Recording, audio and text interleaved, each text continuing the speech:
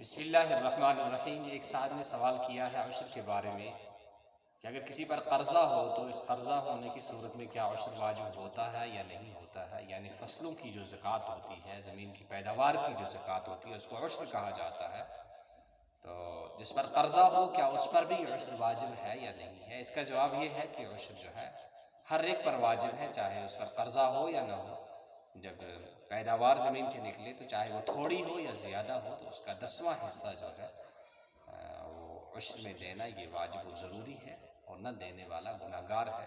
لہٰذا یہ نہیں سوچنا چاہیے کہ اگر ہم پر قرض ہے تو ہم پر عشر واجب نہیں ہے، ایسا کچھ بھی نہیں ہے۔ وہ تو زکوٰۃ کے لیے ہے کہ اگر قرضہ ہو، پھر قرضہ منہا کرنے کے بعد، اس کو نکالنے کے بعد پھر اتنا مال نہ بچتا ہو جتنے پر زکوٰۃ واجب ہوتی ہے، تو وہ پیسوں کی یا مال کی، سونے چاندی کی یا تجارت کی جو ہے زکوٰۃ قرضے کی وجہ سے ثابت ہو جاتی ہے، اگر مال اتنا نہ بچتا ہو جس پر زکوٰۃ واجب ہوتی ہے۔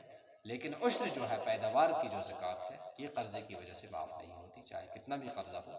تو زمینی پیداوار جو ہے اور پھل جو ہیں، سبزیاں جو ہیں اور پھل فروٹ جو ہیں، ان پر بہرحال زکوٰۃ اور جس کو کہ عشر کہا جاتا ہے وہ عشر واجب ہے۔